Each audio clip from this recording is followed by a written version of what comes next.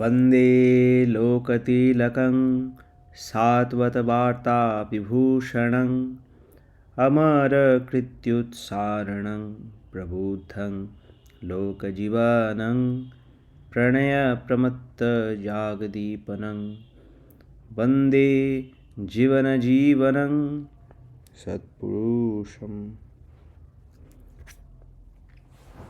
आयाहि वरदे देवी धृतिकृति विभावरे अच्छेद्यश्रेयोनिष्ठे च इष्टार्थं परिवेदनी तत्यज्ञानविवेकिनी त्वं दीप्तकृतिमण्डिते धीविनायिनी भावार्थौ विभूतिविभवान्विते धर्मविधायित्री देवी कृतियज्ञनियोजिके सत्ताचारसुपालिके बोधिकारिणी ते नमः। হে বরদাত্রী দেবী, তুমি এসো। তুমি ধৃতি ও কৃতি দ্বারা উদ্ভাসিত, তুমি অখণ্ড মঙ্গলে সুপ্রতিষ্ঠিত এবং তুমি আমাদের ইষ্টার্থ জ্ঞান জ্ঞাপনকারিণী। তুমি তত্ত্বজ্ঞান ও বিবেকের অধিকারিণী, তুমি উজ্জ্বল কর্ম দ্বারা মণ্ডিত, তুমি আমাদের ধী বা বুদ্ধির পরিচালিকা, তুমি ভাবার্থ স্বরূপা এবং তুমি অসীম ঐশ্বর্য ও বিভূতি সম্পন্না। হে ধর্মবিধায়িত্রী দেবী, তুমি আমাদের কর্মরূপ যজ্ঞে নিয়োজিত করো। তুমি সদাচার পালনকারী এবং বোধ জাগরণকারী, তোমাকে নমস্কার। বন্দে পুরুষোত্তম। তা আগের দিন আমাদের একটা টাস্ক দেওয়া হয়েছিল সবাইকে, সেটা যে করে থাকবে সে নিজের থেকে এসে বলতে পারো, আর না করে থাকলে এবার করতে পারো। সেটা হচ্ছে যে আমরা প্রত্যেক দিন একটা ইন্টারেস্টিং ঘটনা দিয়ে স্টার্ট করি। মোস্ট প্রবাবলি সেগুলো ঘটনাই হয়, কোনো বানানো গল্প থেকে বেশি সেটা কোনো না কোনো ইভেন্ট থেকে এক্সার্প্ট তুলে আমরা একটা গল্প বলি। যেমন প্রথম দিন আমরা এই অ্যান্টার্কটিকায় জাহাজটা আটকে গেছিলো সেটা নিয়ে কথা বলেছিলাম। তারপরে আগের দিন সালিকে নিয়ে কথা হলো। এরকম এক এক দিন আমরা এক একটা সুন্দর ঘটনা নিয়ে আমরা কিন্তু কিছু না কিছু বলি। তা আজকে আমরা ওরকম গল্প যেহেতু কেউ বলেনি, তা আমি তাহলে এটা বলি গল্প। আমার কাছে স্টক আছে এরকম বেশ কিছু ঘটনা। একদিন একটা বোধহয় 1666 না 1667 একটা বড় বিল্ডিং, বোধহয় চার্চ, ওটা ভেঙে ফেলা হয়েছিল। ভেঙে ফেলে আবার ওটার মধ্যে ক্যাথিড্রাল বানানো হচ্ছিল। তো সেখানে পরে যখন ইন্সপেকশনের জন্য আসে, সে ইন্সপেকশনের জন্য এসে দেখে 3 রকম লোকে কাজ করছে। 3টে লোক কাজ করছে, 3 রকম না, 3টে লোক। প্রথম লোকটাকে গিয়ে জিজ্ঞেস করা হলো যে তুমি কি করছো এটা? ও বলছে, ও তখন ওই করছে এরকম হাতে এটা নিয়ে ওই কিছু ভাঙছে, ইট ভাঙছে কিছু একটা। তো তখন ও বলছে কি দেখতে পাচ্ছ না, আমার ঘাম ঝরে পরিশ্রম করে পুরো সারা শরীরে সব দিয়ে আমি কাজ করছি, আমার আর শান্তি নেই, আমার একটুও মানে অক্লান্ত পরিশ্রম করছি, দেখতে পাচ্ছ না ঘাম ঝরাচ্ছি। ও যে তারপরে ও গিয়া যে স্ক্রুটিনি করছিল সে গেল সেকেন্ড লোকটার কাছে। তখন বলল তুমি কি করছো? ওই লোকটা বলল তুমি দেখতে পাচ্ছ না আমি আমার দুটো অন্ন জোগাড় করার, অন্ন বস্ত্র সংস্থান করার জিনিসপত্র, অন্ন বস্ত্র জোগাড় করার সংস্থান জোগাড় করছি, এটা আমাকে দেখে বুঝতে পারছো না? তারপরে বললো যে দেখতে পাচ্ছ না এটা দিয়ে আমি আমার দুবেলার খাবার জোগাড় করছি এই কাজটা করে। তারপরেই আসলো তৃতীয় লোকটার কাছে গেল যে কী করছো? তখন সে পরমানন্দে বলছে যে দেখতে পাচ্ছ না আমি আমার প্রভুর চার্চ বানাচ্ছি। তখন যে এই কাজটা করতে বেরিয়েছিল, মানে যে স্ক্রুটিনিটা করতে বেরিয়েছিল, সে একটা জিনিস লক্ষ্য করলো যে তিনজনেই সেম কাজ করছিল, কিন্তু তিনজনের মোটিভেশনটা ছিল একদম আলাদা, এবং তার সঙ্গে সঙ্গে তিনজনের ইমোশনটাও কিন্তু আলাদা রেঞ্জের ছিল। তো এই জিনিসটা যখন ও আরও খুঁটিয়ে দেখলো, তখন বলল যে এবার যখন একদমই ওই ওই তিনটে লোক দেখলো যে একটা যে কাজকে অনেকটা ডিফারেন্ট করে দেয়, বা কাজের আনন্দটাকে বা কাজের ইভেন রেজাল্টটাকেও আলাদা করে দেয়, সেটা হচ্ছে সে কেন করছে, সে কোন মুড নিয়ে করছে, বা সহজভাবে বলতে গেলে সেইটার মধ্যে যে পারপাসফুলনেস আছে বা মিনিংফুলনেস আছে, ওই মিনিংফুলনেসটার দিকে তখন লক্ষ্য চলে আসে। এটা থেকেই আমরা ভাবছি আমরা কাজের কী করে কাজকে এফিশিয়েন্ট করা যায় সেটা নিয়ে তো অনেক রকম আলোচনা করলাম। আজকে একটু এটার মধ্যে একটা ফ্লেভার আনবো। আরেকটা জায়গায় আরেকটা ঘটনা, একদিন আপনারা অনেকে শুনে থাকবেন, ডো ডোস্টোভেস্কি না কী নাম যেন, যখন ফিওডর ডোস্টোভেস্কি বলে একজন আছে, যে ক্রাইম অ্যান্ড পানিশমেন্ট লিখেছিল, খুব ফেমাস অথার, রাশিয়ান। তো ও দেখেছিল যে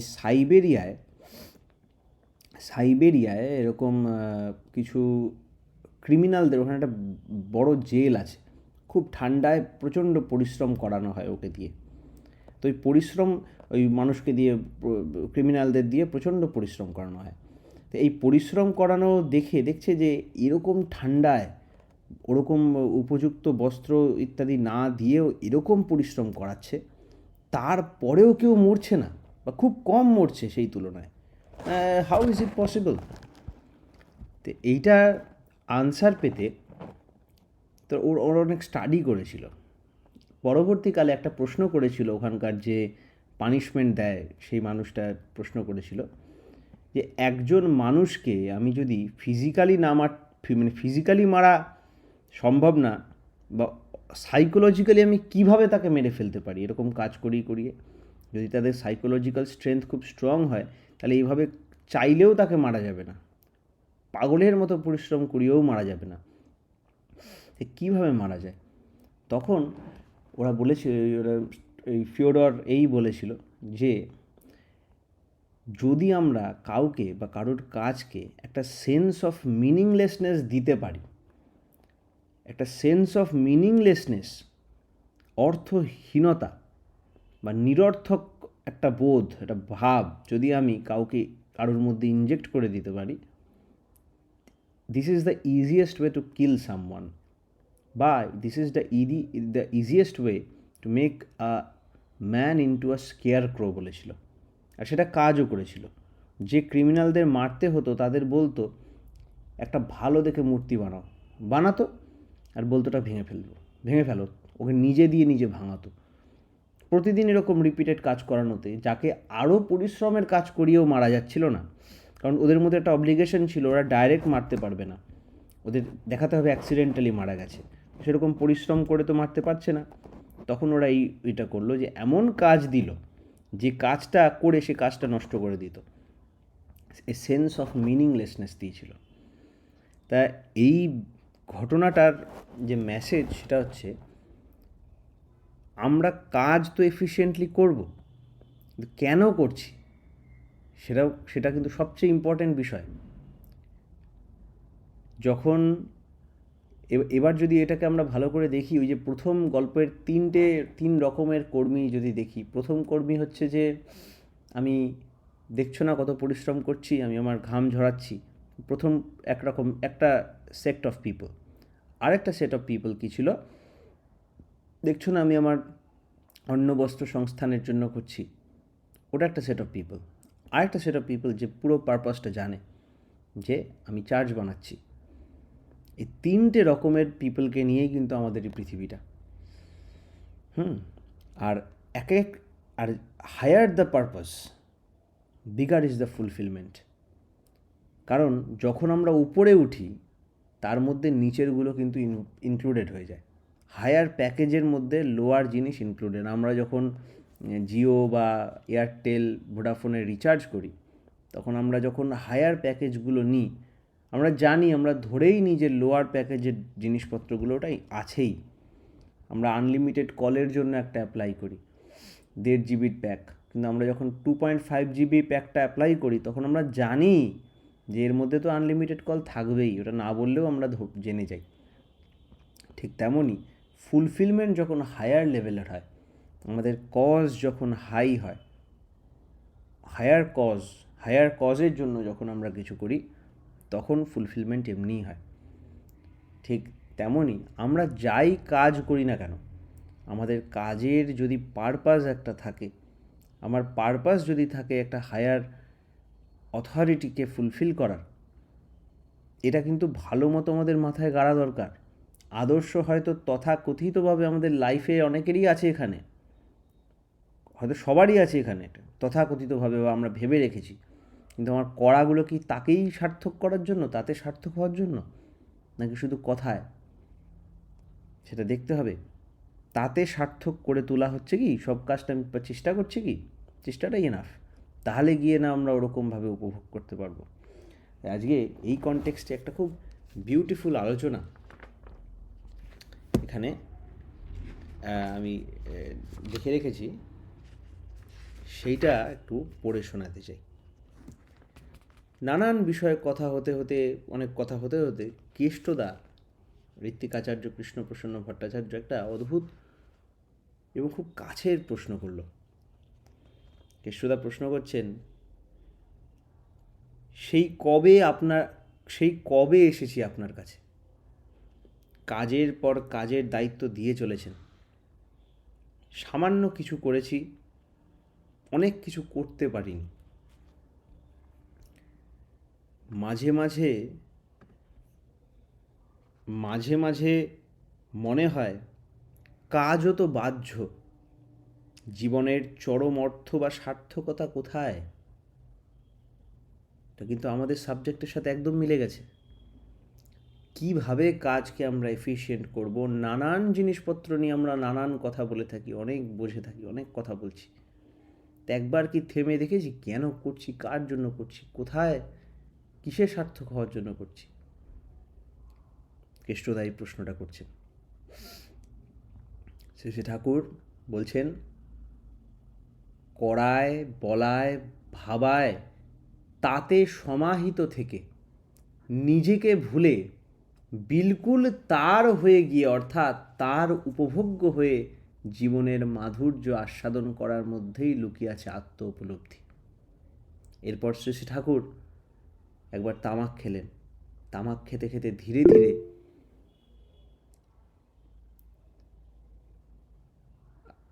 ठीक है आनंद जी, ये तो एक बांग्ला क्लास है ना, इसीलिए हम यहाँ पर बांग्ला में ही ज़्यादा फोकस करते हैं, पर कभी कभी ट्राई करेंगे, ठीक है? हिंदी में भी कभी क्लास होगा। यहाँ का मूल हम जो बोल रहे हैं, इसका पर्पज़ ये है कि आज तक हम जो क्लास किए, इतने आज तक, मतलब आज शायद फोर्थ क्लास हो रहा है, हमने अपने काम को कैसे एफिशिएंट कर सकते हैं। तो आनंद जी, हमने जो अब तक आज तक जो किया कि काम को कैसे ज़्यादातर एफिशिएंट कर सकते हैं, इसके ऊपर हमने कुछ चर्चा की, एवं उसके साथ जो कुछ प्रैक्टिकल पॉइंट्स लेके हमने डिस्कस किया। ठाकुर जी का जो बानी है अनुश्रुति का वॉल्यूम 1 का कर्म कौशल चैप्टर से हमने डिस्कस किया, आज भी करेंगे थोड़ा, लेकिन आज थोड़ा एक और डायमेंशन भी हम थोड़ा एक्सप्लोर कर रहे हैं कि काम तो करेंगे ठीक है, लेकिन काम करने का पीछे का मकसद क्या है। जब तक हम किसी में सार्थक नहीं होते, हम किसी में अपने आप को मीनिंगफुल करके नहीं देख सकते, ये करके यहाँ पर हमारा सार्थकता है, ऐसा अगर फीलिंग नहीं आया हम में, तब तक हम में एक इनकमप्लीटनेस रह जाता है। যতক্ষণ আমরা সার্থকতা, একটা মিনিংফুলনেস না খুঁজে পাই, ততক্ষণ কিন্তু আমাদের ভিতরের যে অতৃপ্তিটা কখনো পরিপূরণ হয় না। তারপর শ্রী ঠাকুর তামাক খেতে খেতে ধীরে ধীরে আত্মগতভাবে বললেন, এটা খুব ভাইটাল বাণী, this can be the fulcrum of our lifes. এই বাণীটা যদি আমরা বুঝতে পারি, ঠাকুর বলছেন, আমরা শুধু কর্ম করতেই জন্মগ্রহণ করিনি, কিন্তু বরং কর্মের ভিতর দিয়ে পরস্পরকে দিয়ে নিয়ে জড়িয়ে ধরে উপভোগ করতে, আনন্দে, আত্মসংবর্ধনে, আবার সেই উপভোগকে ঈশ্বরে ন্যস্ত করে সার্থক হয়ে তাতে সংন্যস্ত হয়ে জীবন ও জগতে তাকে উপভোগ করাই হচ্ছে পরম সার্থকতা।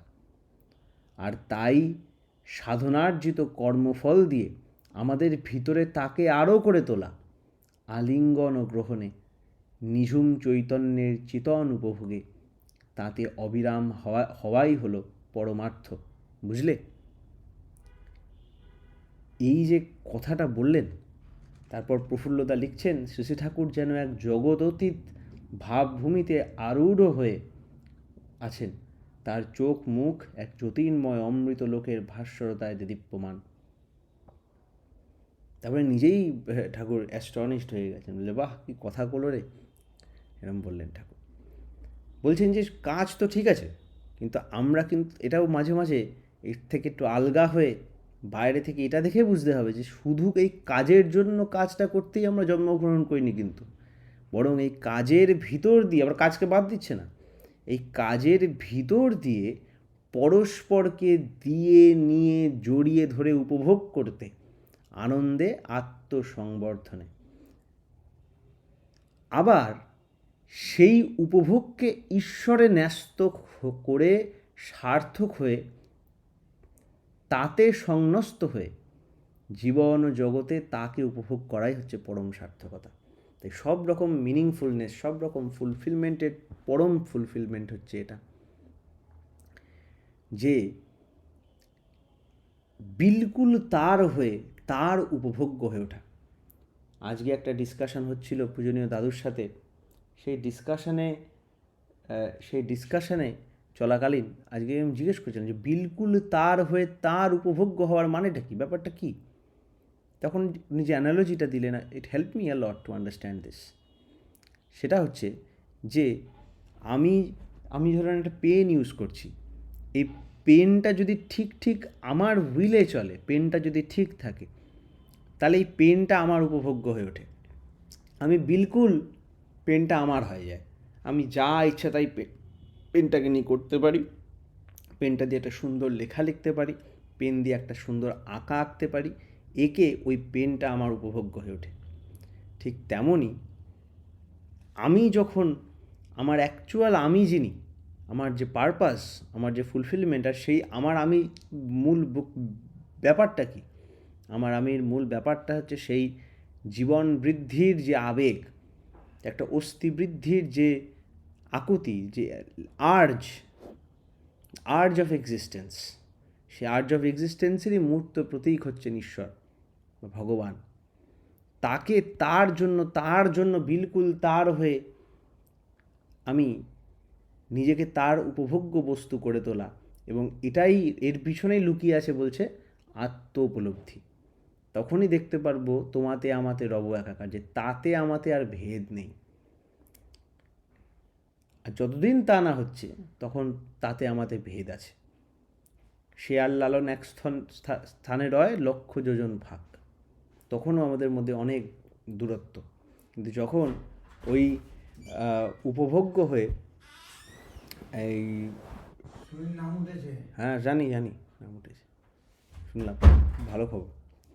তো ওই মাধুর্য আস্বাদন করে আমি যখন ওই তার উপভোগ্য হয়ে উঠতে পারি, তখন ওটা আমার কাছে পরমানন্দের কারণ হয়। তাই যদি এই ফালক্রামটা আমার ঠিক থাকে, আমার সব করার পিছনে আমার যদি ওই সব কিছু তাতে সার্থক হয়, চলা ফেরা, হাসি খেলা, চিন্তা ভাবনা, ঘোরা, তাই আমাদের কিন্তু প্রত্যেকে একটা ওই ফালক্রাম দরকার। না হলে আমি এফিশিয়েন্ট কাজ করি আর ইনএফিশিয়েন্ট কাজ করি, দুটোই কিন্তু ইনকমপ্লিটই থেকে যাবে। পারফেক্ট 100, এই যে যেমন এখনই আমার বাবা বলে গেল, একজন এসএসসিতে একজনের নাম উঠেছে, শুনেছিলাম এসএসসিতে আগের বার যে ফুল মার্কস পেয়েছে তারও নাম ওঠেনি, ফুল মার্কসের থেকে বেশি পেতে হবে। তেমনই আমি আমার কাজ পুরো করতে যদি পারি, আমি আমার কাজ পারফেক্টলি করেও আমি কিন্তু সার্থকতা আমার কাজের মাহাত্ম্য থাকবে না যদি আমি সে কাজটায় সার্থকতা অনুভব না করতে পারি, আমার মধ্যে যদি আত্মতৃপ্তি না গজায়, আমার মধ্যে যদি ওই কাজটা জীবনের মাধুর্যর একটা উদাহরণ হয়ে না থাকে আমার মধ্যে, আমি যদি তার মানে অ্যাকচুয়াল আমি যিনি সেই আমির উপভোগ্য না হয়ে উঠতে পারি, ততক্ষণ কিন্তু ওই কাজটা কাজই নয়, সে কাজটাও একটা বন্ধন। তাই বারবার ওই কথাটাই বলতে হয়, ঈশ্বরের প্রীতি আর আরাধনা তরে যে সকল কর্ম নরে অনুষ্ঠান করে, তাহা ভিন্ন অন্য কর্মে বন্ধন নিশ্চয়, ঈশ্বরের তরে কর্ম করো ধনঞ্জয়। ঈশ্বরের তরে কর্ম করা মানে এইটা, আমরা শুধু কর্ম করতেই জন্মগ্রহণ করিনি, কিন্তু বরং কর্মের ভিতর দিয়ে পরস্পরকে দিয়ে নিয়ে জড়িয়ে ধরে উপভোগ করতে, আনন্দে আত্মসংবর্ধনে, আবার সেই উপভোগকে ঈশ্বরে ন্যস্ত করে সার্থক হয়ে তাতে সংন্যস্ত হয়ে জীবন ও জগতে তাকে উপভোগ করাই হচ্ছে পরম সার্থকতা। এটা আমাদের বহুবার পড়তে হবে, বহুবার পড়ে ভালো করে বুঝতে হবে। আর তাই সাধনার্জিত কর্মফল দিয়ে আমাদের ভিতরে তাকে আরও করে তোলা, আলিঙ্গন ও গ্রহণে নিঝুম চৈতন্যের চেতন উপভোগে তাতে অবিরাম হওয়াই হলো পরমার্থ। বুঝলে? এই মেসেজটা আজকে যেন আমরা এখান থেকে সবাই নিতে পারি। তাই আমরা যতগুলোই টেকনিক নিয়ে কথা বলি না কেন, ঠাকুরের এই নিটিগ্রিটিগুলো নিয়ে কথা বলি না কেন, করে সেটা তো পালন করতে তো পুরো পারি না আমরা, ঠিক আছে, কিন্তু যদি পারতামও, আর আমাদের মধ্যে যদি সেই পরম সার্থকতার ছিটেফোঁটা না দেখা যায়, আমরা যদি সেইভাবে ওটাতে সার্থক নিজেকে অনুভব না করি, হ্যাঁ, তাহলে কিন্তু সেটাও একটা ফালতু একটা বাতুলতাই থেকে যাবে আমাদের কাছে। আমাকে নিজের কাছে জবাবদিহি করতে হবে যে কেন করলাম, কি করলাম, কিসের জন্য করলাম। আমি প্রথম দিন থেকে আপনাদের বলে আসছি যে এই যে এটা পড়া হচ্ছে বা এই ক্লাস হচ্ছে, যেটা হচ্ছে, এটা কিন্তু শুধুমাত্র এই জন্য হচ্ছে না যে আমি পড়বো মানে বলতে থাকবো বা আমিও বিশাল বুঝি, তা না, কিন্তু আমরা এটা পড়ে এইটা পড়ার হ্যাবিট তৈরি করছি। এইটা পড়ার আর এটাকে কিভাবে পড়তে হয়, এটা কিভাবে জানবো, এটাকে কিভাবে অ্যানালাইজ করা যায়, তার একটা এক্সাম্পল। এটাকে আরও অনেকভাবে এনজয় করা যায়, হ্যাঁ। তাই এইটা হচ্ছে আমার মেন টার্গেট। আর এটা যাতে আপনারা, তার মানে আমি করছি মানে এটাতে কিন্তু কমপ্লিট হচ্ছে না, আপনারা এটা নিজে পড়বেন, নিজে বুঝবেন, বুঝে এটা নিয়ে আরও এগোবেন, নিজের মতো করে এক্সপ্লেন করবেন, তবে গিয়ে এটা কাজ হবে। তাই আজকে আমরা তাই ধরে ধরে করছি বটে, তাতেও কিন্তু কমপ্লিট হচ্ছে না, ঠিক আছে। নেক্সট আজকে একটা বাণী এখান থেকে শুরু হোক। যে পথ ধরে যা করে তুই ঠকলি বরাবর, ছাড়াই সে পথ শ্রেয় রে তোর, অপর কিছু ধর। যে পথ ধরে যা করে তুই ঠকলি বরাবর, ছাড়াই সে পথ শ্রেয় রে তোর, অপর কিছু ধর। সিম্পল, বল কিছু এর মানে।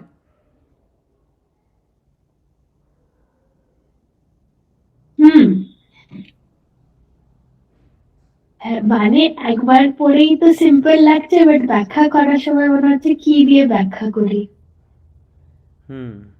মানে এক্সাম্পল কি দেওয়া যায় ওটা ভাবছি। অর্কদা, এনি আইডিয়া? হুকলি বরাবর স্পেশালি সিম্পল ব্যাপার না। আমি একটা কাজ করছি, ধর আমি একটা কাজ করে সেটা সেভাবে হলো না, আমি হ্যাঁ হলো না, এই তো ওটা ছেড়ে অন্য হ্যাঁ সিম্পল, ওয়ে ধরাই হ্যাঁ এটা শ্রেয়, অন্যটা বইটা ধরা শ্রেয়। হ্যাঁ, তা ব্যাপারটা হচ্ছে যে এই বাণীটা যতটাই ইয়ে মনে হচ্ছে, যতটা সিম্পল, ট্রিভিয়াল, আর আমরা এই ট্রিভিয়াল জিনিসেই কিন্তু ভুল করে থাকি মোস্টলি। যে হয়তো এইভাবে হচ্ছে না, আমরা তাও ওইটাই চেষ্টা করতে থাকি বারবার। যখন ঠাকুর সত্যানুসরণে বলছেন failure need not be weakness, to fail to try is weakness, হটে যাওয়াটা দুর্বলতা নয়, বরং চেষ্টা না করাই দুর্বলতা, যে কথাটা বলছেন, ওটা কিন্তু এটার সাথে গোলালে হবে না। বারবার চেষ্টা করো, বারবার চেষ্টা করো, তার মানে এই বলা হচ্ছে না যে বারবার ভুল রকম এটা চেষ্টা করো।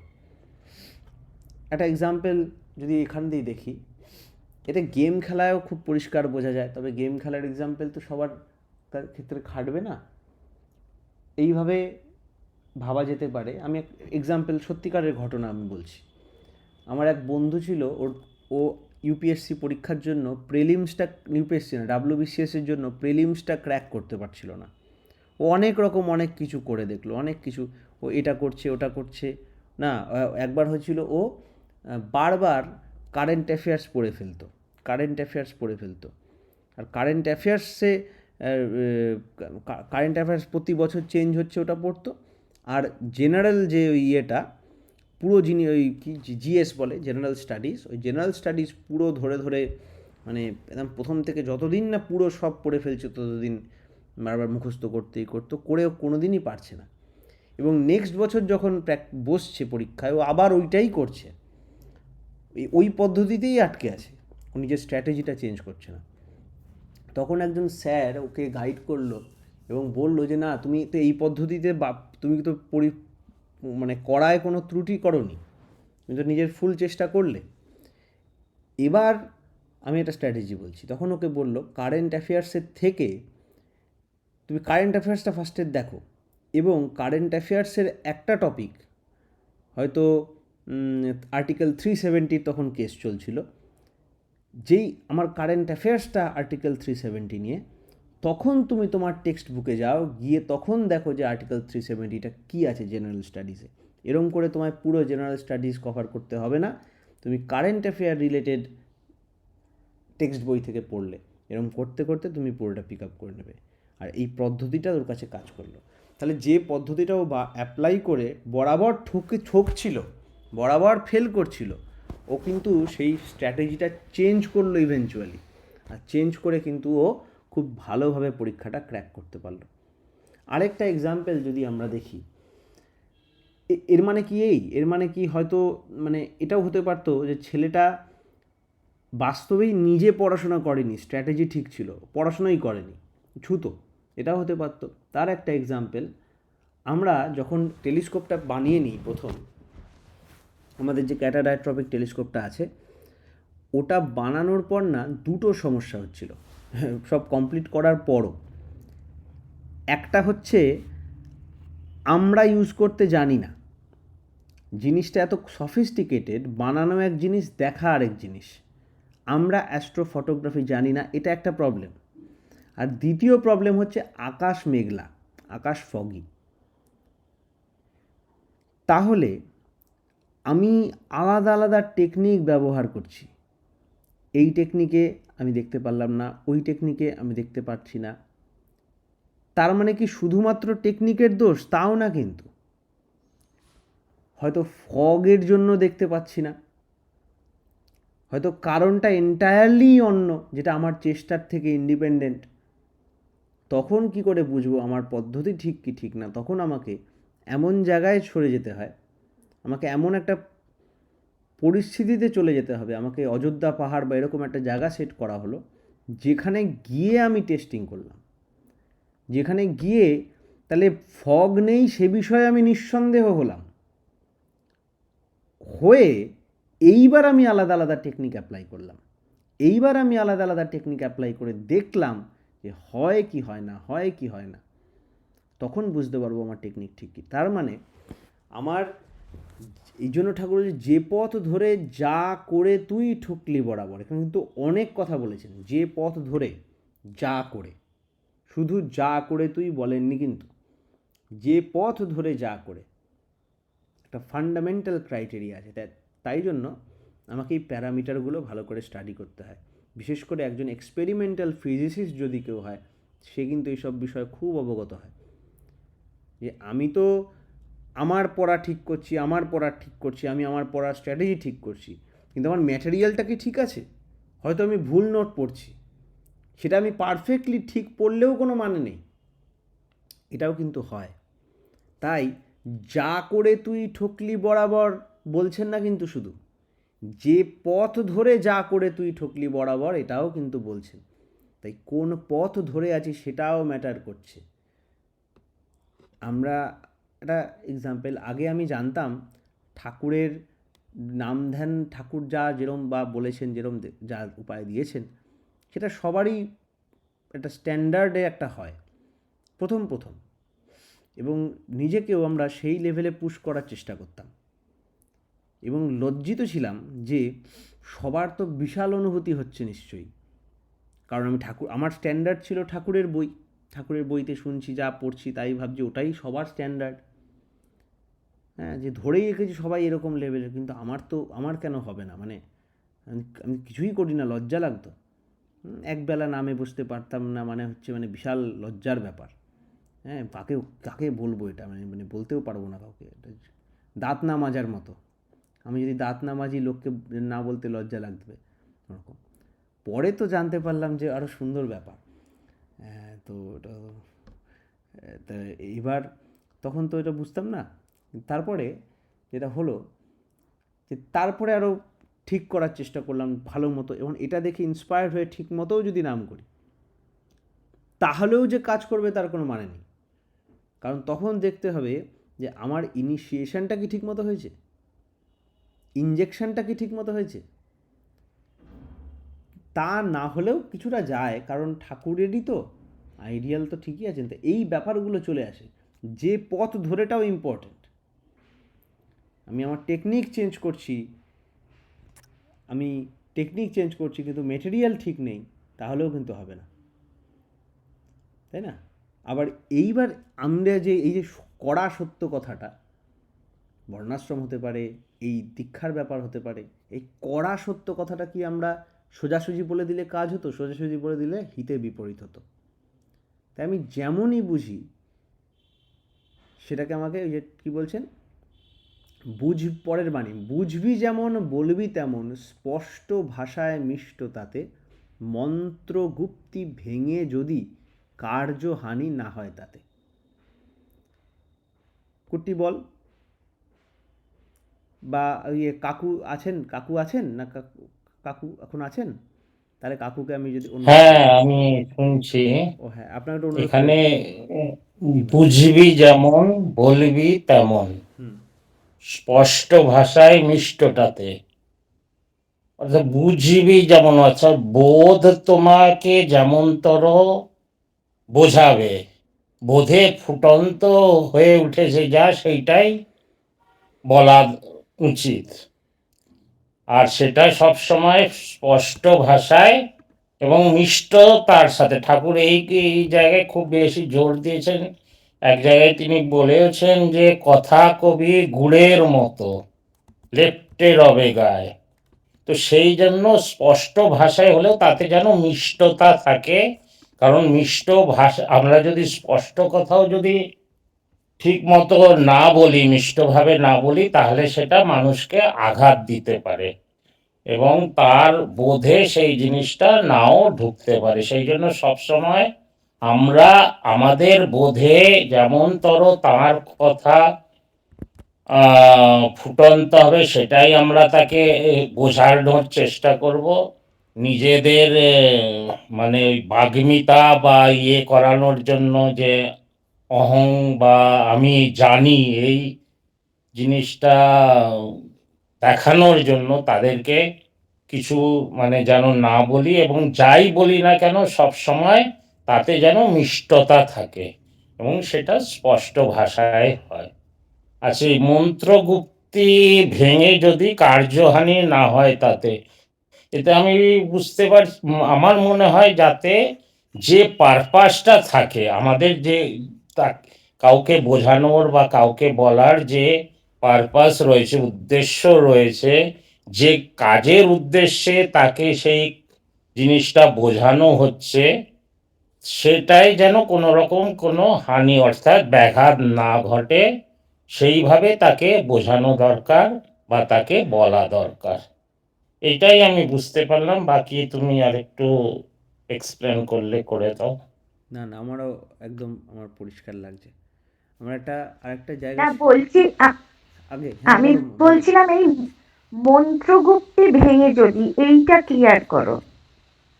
হুম মন্ত্র হ্যাঁ, এটা একটু বুঝতে অসুবিধা হচ্ছে, মন্ত্রগুপ্তি ভেঙে যদি। তার আগে আমি একটা জিনিস শেয়ার করি।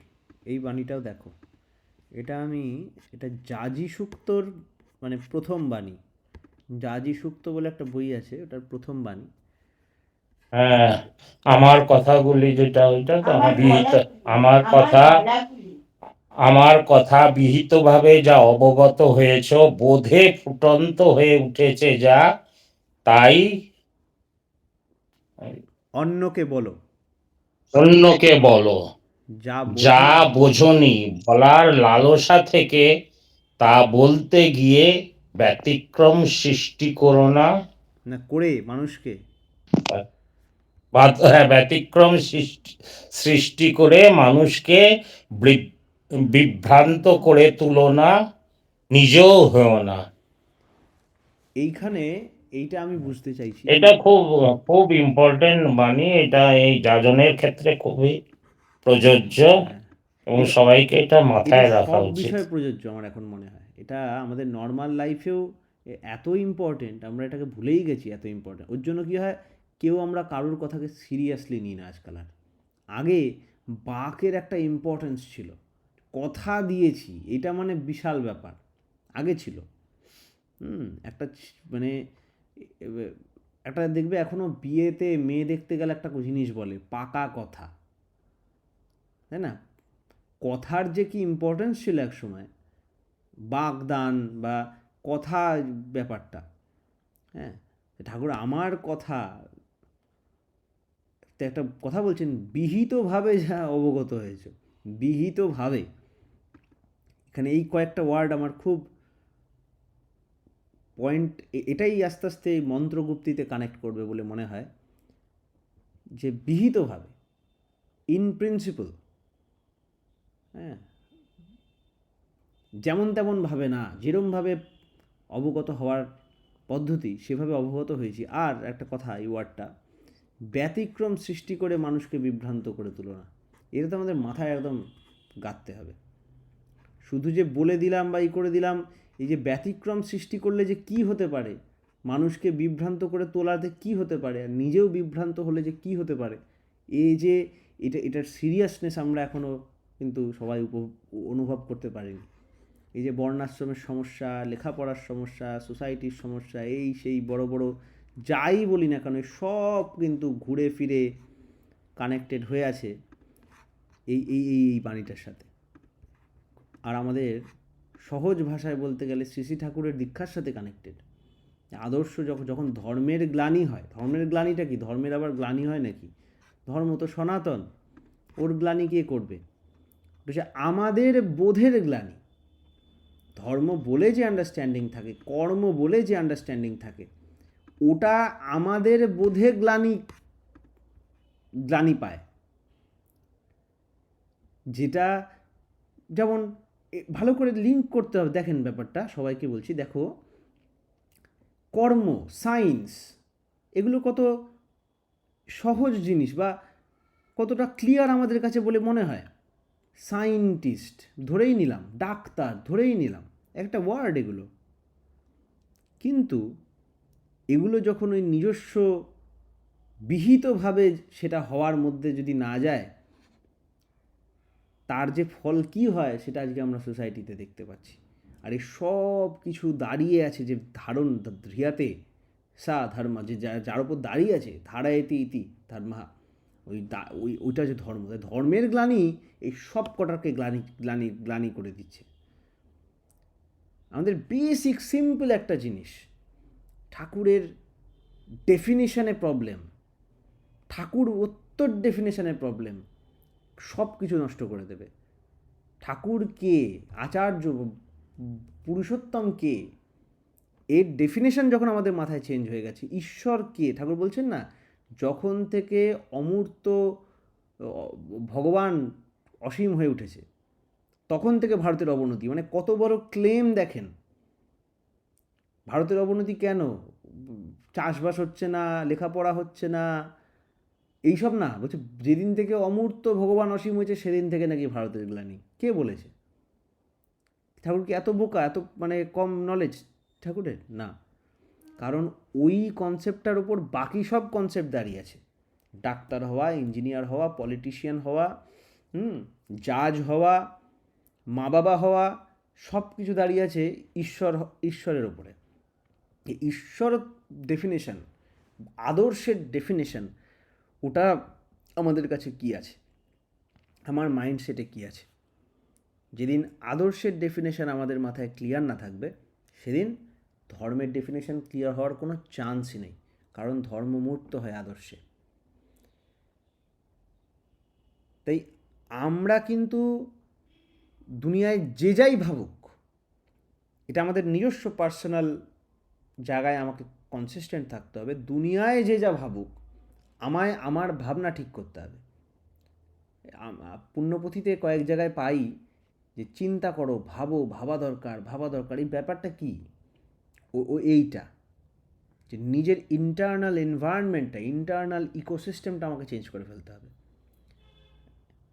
এগুলোকে বলে মেন্টাল ইনকিউবেশন।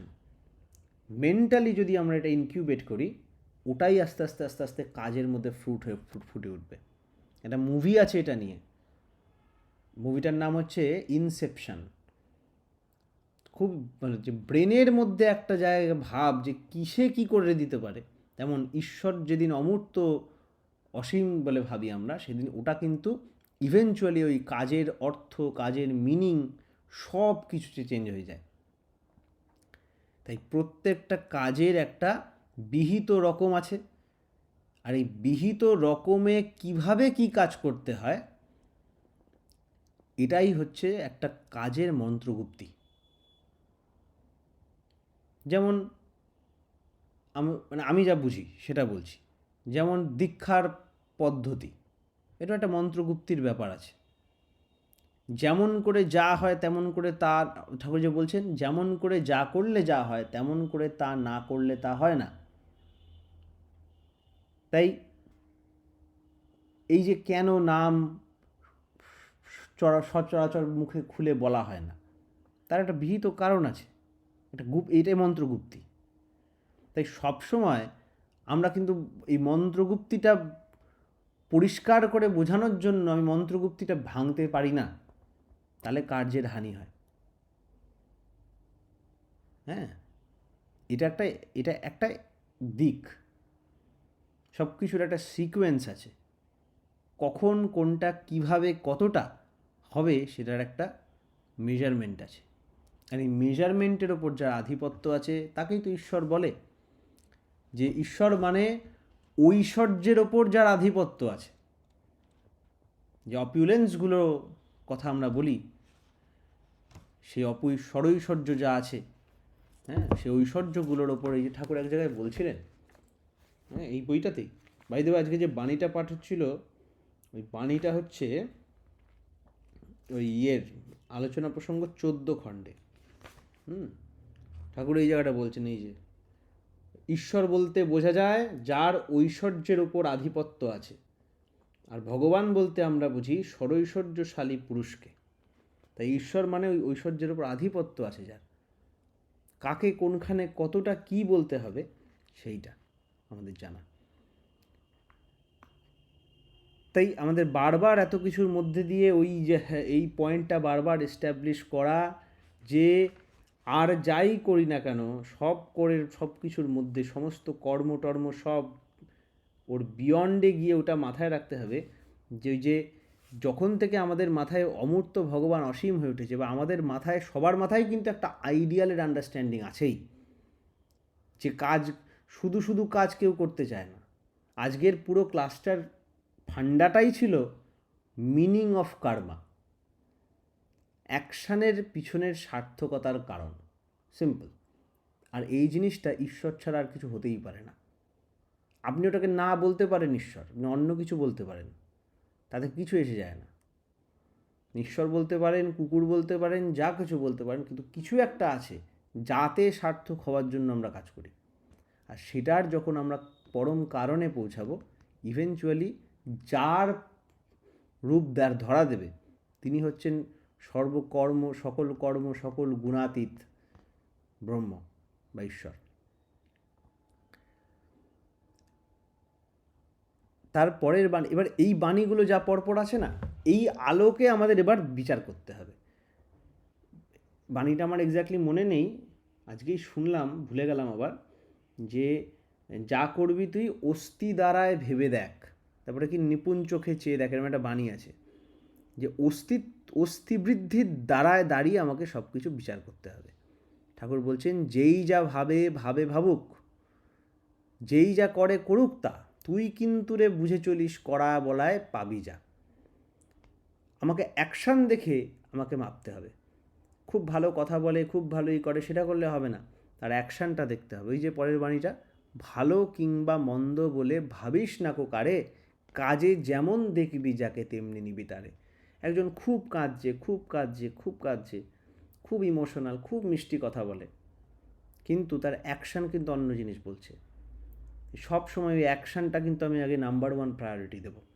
এই অ্যাকশানটা কিন্তু তার বিচার করছে। খুব বলছি বড় বড় কথা, এই সেই হ্যান ত্যান, আমি এই আমি সেই হ্যান ত্যান, কিন্তু আমি অ্যাকশানে আদারওয়াইজ, অ্যাকশানে অন্য জিনিস। ঠাকুর বলছেন তেমনি নিতে। এটা একটা ফর্মুলা, যে আমি যতই বলি আই লাভ ইউ হ্যান ত্যান, তার ঠাকুর বল love without love service is ever sterile. তেমন আমাকে কিন্তু ওই কাজ দেখে ডিটারমাইন করতে হবে। এবং কাজেরও অনেক ভেরিয়েশনস আছে, তাই না? নেক্সট বাণী, বিবেচনায় ভালো বলেই বুঝলে করবি তৎক্ষণাৎ, নিরোধ করতে যাস নে তাই করবি ইচ্ছার বাজিমাত। সিম্পল বাণী, এটাকে আগেও আমরা এক্সপ্লেন করেছি। দিল্লির মা, এটাকে এক্সপ্লেন করো দেখি।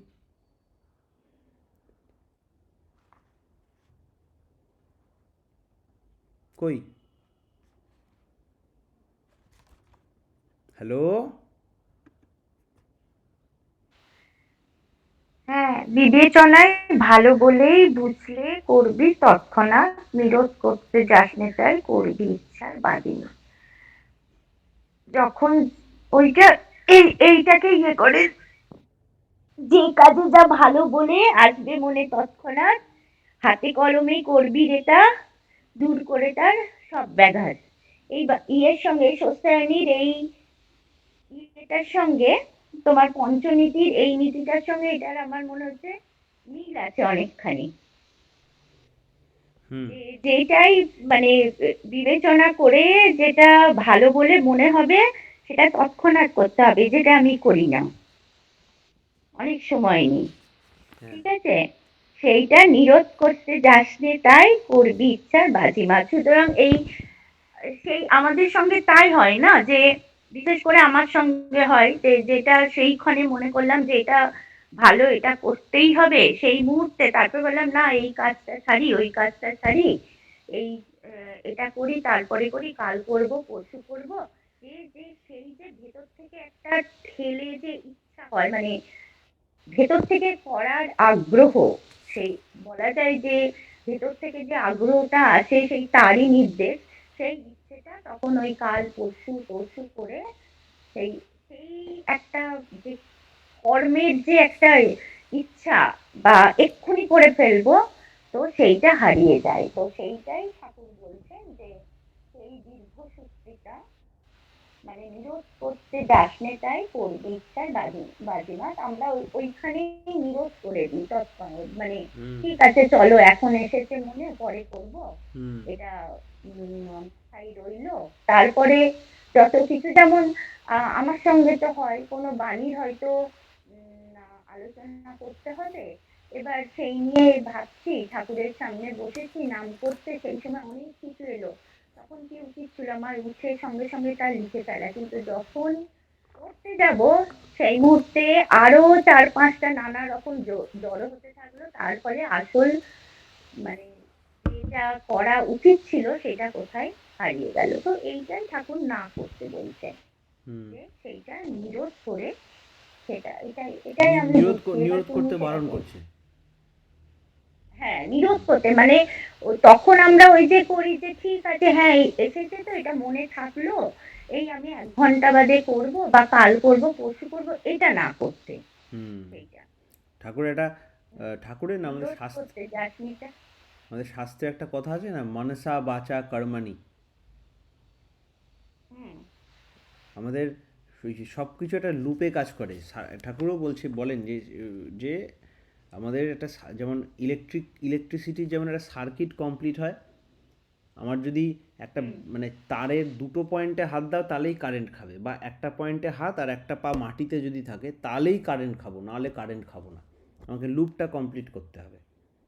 ঠিক তেমনই চিন্তা যেটা এসছে ওটাকে আমাকে যতক্ষণ না অ্যাকশানে আসছে, ওটা কিছু যদি কোনোভাবে অ্যাকশানে বা কোনো না কোনো অন্যভাবে বা অন্য কোনো, হ্যাঁ অ্যাকশানই, চিন্তা এসছে, চিন্তাটাকে বিবেচনা করে, বিবেচনা বলে কিন্তু বিবেচনায় ভালো হলে বাজেটাকে তো নিরোধ করতে হবে। ভালো এসেছে সেটাকে আর তখন দরকার সেরকমভাবে এসেছে, তখন যদি ওটাকে নিরোধ করি তাহলে আমার একটা ওই নেগেটিভ ফিডব্যাক পেয়ে যায় যে ভালো কাজকে বন্ধ করতে হবে, এরকম একটা ভিতরে তৈরি হয়ে যায়। ভালো কাজ আমি যদি না করি আমার মধ্যে একটা হ্যাবিট হয়ে যায় ভালো কাজকে নিরোধ করো। দেখা যাচ্ছে দুনিয়ায় যত সমস্যা বা মনের বডিতে যত সমস্যা, সেটা হচ্ছে কোনো দুটো অপোজিট চাওয়ার মধ্যে সমস্যা। দুটো অপোজিট স্বার্থ যখন কোলাইড করে ওখান থেকে নাকি সব সমস্যার সূত্রপাত। আমি একটা চাইছি, সঙ্গে আরেকটা জিনিস চাইছি, আবার এটাও ওর জন্য ঘুরে ফিরে সেই ধর্মর ওইখানেই চলে আসছে যে আইডিয়াল যতক্ষণ আমার মাথায় ইউনিসেন্ট্রিসিটির সাথে এক নিষ্ঠার সাথে গেড়ে না বসবে ভাবে, এটা কিভাবে হয়েছিল গোপীদের দেখলে বোঝা যায়। আজকেই কথা হচ্ছিল, হ্যাঁ অডিওটাও পাঠিয়েছি কয়েকজনকে, যে গোপী যখন বলেছে আমি তো ওরকম নবকিশোর নটবর কৃষ্ণকেই চিনি, কৃষ্ণ মথুরায় চলে গেছে, ওরা যখন মথুরায় যাবে বলছে না না ওই কৃষ্ণকে দেখতে পারবো না, দেখলেই মনে হবে আমাদের সতীত্ব নষ্ট হয়ে যাবে, কারণ আমি ওরকম পরপুরুষের দিকে তাকাতেই, কৃষ্ণকে আমরা ওরকমভাবে দেখে এতটা ফ্যানাটিক, এতটা কৃষ্ণের জন্য ফ্যানাটিক যে কৃষ্ণকে দেখেছি মানে কৃষ্ণর ওই ফর্মেই চাই, মেরে তো গিরিধর গোপাল দুসরো না কই, হরি গোপাল দুসরা না কই। ওই যেদিন যে ফরম্যাটে দেখেছি আমি ওইটাই চাই, আমি শুনবো না। তথাপি মাম ছিল না, মম সর্বস্ব রাম কমল লোচন, ওরকম একদম ওই জায়গা থেকে শুরু সব। হনুমান। হ্যাঁ আমি বলছি ওই জায়গা থেকে শুরু সব, ওটা হলে সব হয়ে যাবে, ওটা জানলে সব হয়ে যাবে। ঠাকুরকে এত প্রশ্ন করা, ঠাকুর এটা বানিয়ে দিচ্ছিলেন। এটা দিয়ে আজকে ক্লাসটা শেষ হোক, যে যা কি এটা লিখেছি, তোমাদের যারা যারা আছো ক্লাসে তারাও কিছু নিজস্ব বক্তব্য কিন্তু এখানে লিখতে পারো। হ্যাঁ নিশ্চয়ই ভক্তিতে তো আছে, আথা ভক্তি জিজ্ঞাসা, ও তো আথা তো বোধ হয় ভক্তি জিজ্ঞাসা, ইয়েতে শাণ্ডিল্য ভক্তিসূত্র আর নারদ ভক্তিসূত্র ঠাকুর অবশ্য পাঠ্য করে দিয়েছিলেন এক সময়। অপরোক্ষানুভূতি, তারপরে অষ্টাবক্র, তারপরে ব্রহ্মসূত্র ভাষ্য, তারপরে নারদীয় ভক্তিসূত্র, শাণ্ডিল্য ভক্তিসূত্র, এগুলো ঠাকুর একসময় মাস্ট করে দিয়েছিলেন আমাদের। হ্যাঁ হ্যাঁ তোমরাই মাঝে মাঝে এসে এখানে কথাও বলতে পারো, লিখে লিখে পড়ার মতো কিন্তু সবার অতটা নেই, ধৈর্য নেই এখন, অন্তত এখন, পরে অনেক অন্য সব সময় হলে তখন লেখা যাবে, মাঝে মাঝে এসেও বলতে পারো। তো ঠাকুর এটা বানিয়ে দিলেন যে যা সপারিপার্শ্বিক প্রকৃতি ভেদে প্রত্যেককে প্রত্যেকের মতন করে সাধারণ স্বার্থ সত্তায় ধারণ করে, পোষণ করে, পূরণ করে, সার্থকতায় উন্নত করে তোলে, তাই হচ্ছে ধর্ম। জীবনে সর্বতোভাবে প্রতি কর্মে প্রতিনিয়ত তাকে পরিপালন ও তাতে পরিচরণ করাই হচ্ছে ধর্মাচরণ। আর তার বৈশিষ্ট্য বা তাৎপর্য হচ্ছে এই বাণীটা বলার পর ঠাকুরকে কেষ্টদা প্রশ্ন করছেন, আপনি যা বললেন তা কিছুটা অ্যাবস্ট্র্যাক্ট, আরও কনক্রিট রকমে বললে ভালো হয়। এইখানেই হয়ে গেল, ঠাকুরকে বলল যেই, এবার ঠাকুর যখন স্পষ্ট কথাটা বলবে তখন আমরা বলবো এসব তো জানি, কিন্তু জেনেও কি করি আমরা? ঠাকুর বলছেন, হেসে বললেন, শ্রী শ্রী ঠাকুর হেসে বললেন, সাতকাণ্ড রামায়ণ পড়ে সীতারামের ভার্যা? ফল কথা সিম্পল, যুগ পুরুষোত্তমের দীক্ষায় দীক্ষিত হয়ে, আবার বলছি, যুগ পুরুষোত্তমের দীক্ষায় দীক্ষিত হয়ে, পদ্ধতি নিয়ে গোলমেল করলে না, যুগ পুরুষোত্তমের দীক্ষায় দীক্ষিত হয়ে যজন যাজন ইষ্টভৃতি ও সদাচার পালন করে চলতে হবে। তার সেবা ও তার ইচ্ছা পূরণকে জীবনে মুখ্য করে চলতে হবে। জীবনটা ঠাকুরের সেবার উপকরণ বা উপাদান, এবং ঠাকুরের জন্য আমি এই বোধ প্রবল না হলে আত্মকেন্দ্রিক ভাব বজায় রেখে তারই পুষ্টির জন্য যে যতই সাধন ভজন করুক না কেন, তাতে অহংকার ও হীন কামনা বাসনা কাবু হয় না। তখন তপবল অবাঞ্ছিত স্বার্থ পূজায় নিয়োজিত হয়ে অনর্থের সৃষ্টি করতে পারে। অবশ্য নামের এমন গুণ আছে যে ঠিক মতো করতে থাকলে নাম ও নামিতে বিশুদ্ধ অনুরাগ ধীরে ধীরে গজিয়ে ওঠেই।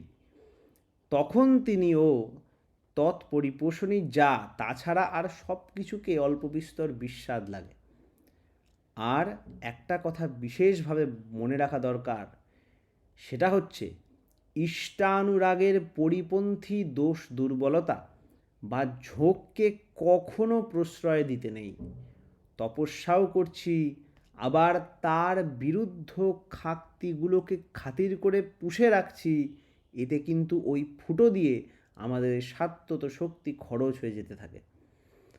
ইষ্ট ও প্রেমী ভক্তদের সঙ্গ খুব করতে হয়, আর তার দায় দায়িত্ব নিয়ে সক্রিয়ভাবে ব্যাপৃত থাকতে হয়। এই সব যা বললাম, এইগুলি একযোগে চালাতে থাকলে ইষ্টই আমাদের কাছে যথা সর্বস্ব হয়ে ওঠেন। একেই বলে কেবল হওয়া বা কৈবল্য লাভ। তো সব রকম সার্থকতার ডেফিনেশন ঠাকুর এই এক প্যারায় একদম ধুয়ে দিয়েছেন। এটার জন্য আমরা কি প্রস্তুত? আমরা প্রত্যেকে প্রস্তুত।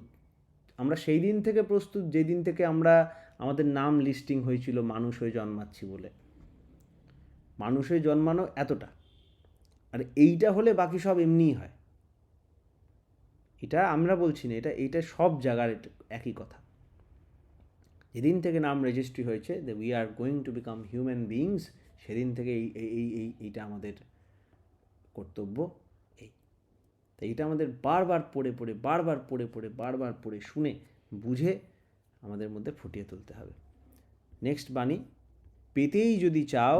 আচ্ছা, আগে একটা কথা বলছিলাম, হ্যাঁ, একজন বারবার রিকোয়েস্ট করছেন হিন্দিতে কিছু বলতে, তো তুমি হ্যাঁ দাদা, হিন্দিতে একটু কিছু বলুন। আচ্ছা, ওনাকে তো যেটা বললেন। আমি তো কিছুটা বললাম, আর তারপরে হয় কি, এবার ক্লাসটা তো বলাই আছে, এটা বাংলায় বলবো। तो ठीक है, हमको तो ज़्यादा अच्छे से हिंदी आता भी नहीं, इसीलिए पता नहीं क्या बोलूँ।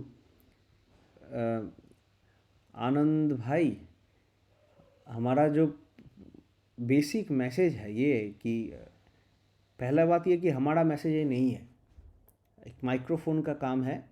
ठाकुर जी का मैसेज हम लोग जस्ट एम्पलीफाई करके बोल रहा हूँ ना। आज नेक्स्ट बानी पढ़ते चाইছি না, हम ওটা অর্কদা ওই দুটো বাণী আছে, আর দুটো বাণী কিন্তু এইটাকেই হেল্প করবে, মানে এইটারই জাস্ট একটা কনক্লুশন টেনে দেবে দুটো বাণী, ওটা আলাদা কিছু না কিন্তু। তাই জন্য আমি 10 মিনিট আর 3 মিনিট এক্সট্রা নিচ্ছি। হ্যাঁ, 11টা 10 আমি ভেবেছি। तो आपको बोलना था कि जो हम आज बोला, आज का हमारा टॉपिक था कि काम तो हम करेंगे, कर्म करना तो हमारा कर्तव्य है, लेकिन कभी कभी या हर वक्त कर्म का रीज़न क्या है। हाँ, जैसे एक पिताजी सारा दिन का काम करता है, बहुत परिश्रम करते हैं, लेकिन घर आके अच्छा लगता है कि जब अपने बच्चा का मुंह देखता है, घर का संसार को देखता है, सबको देखता है कि हाँ ये खा के पी के अच्छे रहेंगे, तो उस फीलिंग को सार्थकता बोलते हैं, मीनिंगफुलनेस। वैसे ही इस मीनिंगफुलनेस का एक्सट्रीम वर्जन हमको मिलता है जब हम अपना ह्यूमन एग्जिस्टेंस का कॉज तक पहुंच सकते हैं, जिसके लिए ये सब है। उनके लिए जब हमारा हर एक्शन अलाइंड होता है उन तक, तब हमारा सब कर्मों को फुलफिलिंग लगता है। सब कुछ छोटा छोटा चीज़ अच्छा लगना लगता है। एक छोटा सा बच्चा का जब ऐसे करेंगे तो हंसने लगता है, वैसे छोटा छोटा चीज़ भी बहुत ब्यूटीफुल लगना शुरू कर देता है और अनंत काल तक लगने लगता है, क्योंकि सब कुछ लेकर जो है वही हमारा असली आमी है, असली आई है, असली सेल्फ है। ठीक है, तो वही ईश्वर है। हमारे अंदर का जो एग्जिस्टेंशियल अर्ज है, जो रहने का जो इच्छा है, बचने का जो इच्छा है, उसका जो कोर सूरत है, वही हमारा असली जीवात्मा है।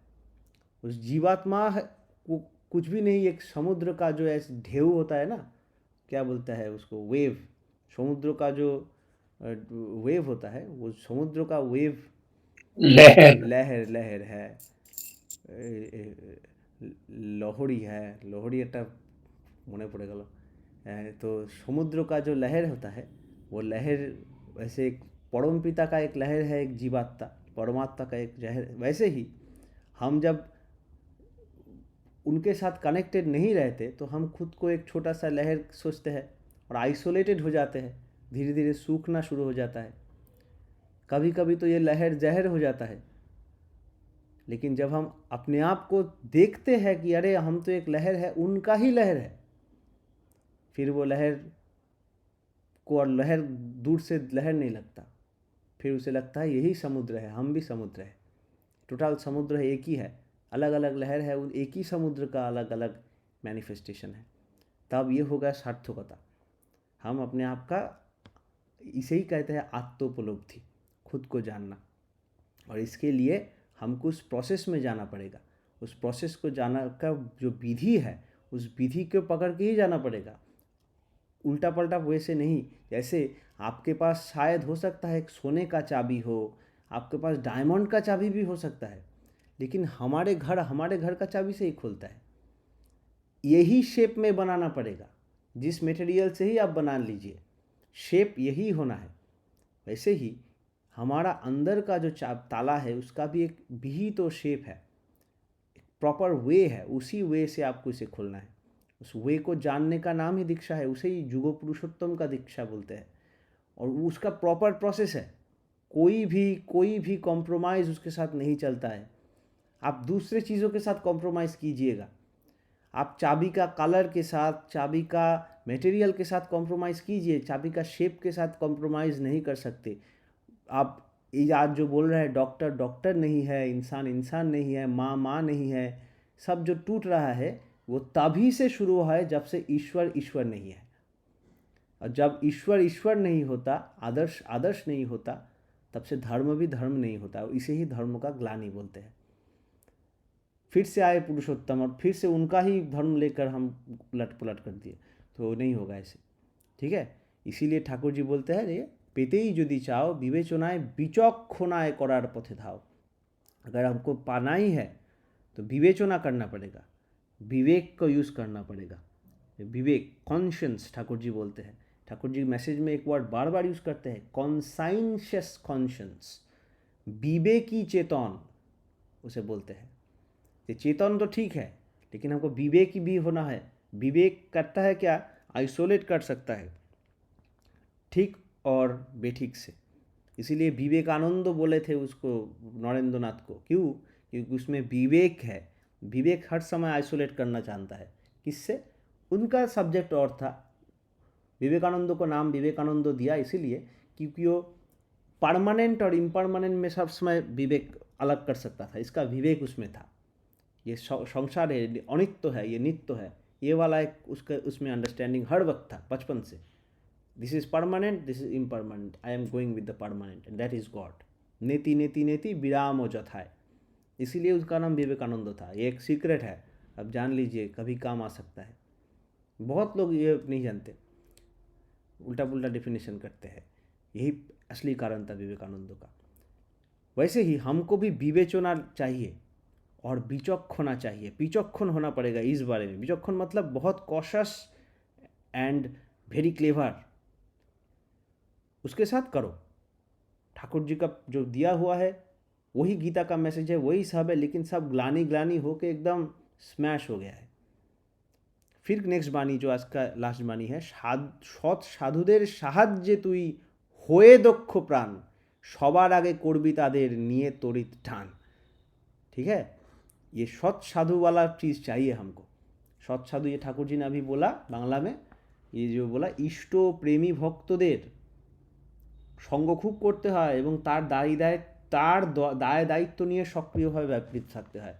जो ठाकुर जी का जो सत साधु होते हैं ना, साधु तो बहुत है, सत साधु होना पड़ेगा, एकदम ठाकुर जी को छोड़कर कुछ नहीं जानते, ऐसे का हेल्प लेना है। आपको पता है रामकृष्ण देव के पास जब विवेकानंद गाए थे, उसके समय उसके टाइम पे एक गाना गाए थे विवेकानंद ने, उसका शुरू और रामकृष्ण देव जिस दिन चले गए फिजिकली, उस दिन भी यही गाना विवेकानंद ने गाया था। उसका लास्ट पैरा में भी यही मैसेज है। गाना का लाइन दिया था साधु संग नामे आछे पान्थ धाम, श्रांत होले तथाय करियो विश्राम, पथ भ्रांत हইলে শুধাইবে পথ, সে পান্থ নিবাসী জনে, যদি দেখো পথে ভয়েরই আকার, প্রাণপণে দিও দোহাই রাজার, সে পথে রাজার প্রবল প্রতাপ, সমণ্ডরে যার শাসনে মন চলো নিজ निकेतने। वही है साधु संग नामे आछे पान्थ धाम। और ये संग का, ये कंपनी को ही सत्संग आंदोलन बोले थे ठाकुर जी ने। इसलिए उनसे हेल्प लेके आप दक्ष हो सकते हैं, दक्ष हो सकते हैं, मतलब एफिशिएंट हो सकते हैं। इसलिए सबसे पहले उन लोगों के लिए करने बोले हैं ठाकुर जी, लेके त्वरित टान। लेकिन उससे पहले वाणी में विवेचना के बारे में बोल दिया है उन लोगों ने, ठाकुर जी ने हम लोगों को विवेचना और विचक्षणा लेके हमको विचार करना पड़ेगा। तो यही था टोटल सम अप हमारा आज का क्लास का। लेकिन सिर्फ ये बॉक बॉक करने से नहीं होगा, इसको आपको एनालाइज करना पड़ेगा। ये जो हुआ क्लास का रिकॉर्डिंग भी, शायद आज का दिन का रिकॉर्डिंग आई थिंक हमको एक बार फिर से सुनना पड़ेगा, मुझको भी हमको सुनना पड़ेगा। हम सिर्फ अकेले हम नहीं बोलते, ऐसे अगर हम बोले ना प्रॉब्लम है, लेकिन हमको आज का रिकॉर्डिंग खुद को भी सुनना पड़ेगा अपना दिमाग को ठीक करने के लिए। हाँ, अच्छा बोलो दीपादी किछु बोलছিলে? আজকে হয়ে গেছে ক্লাস। দীপাদি কিছু বলছিলে?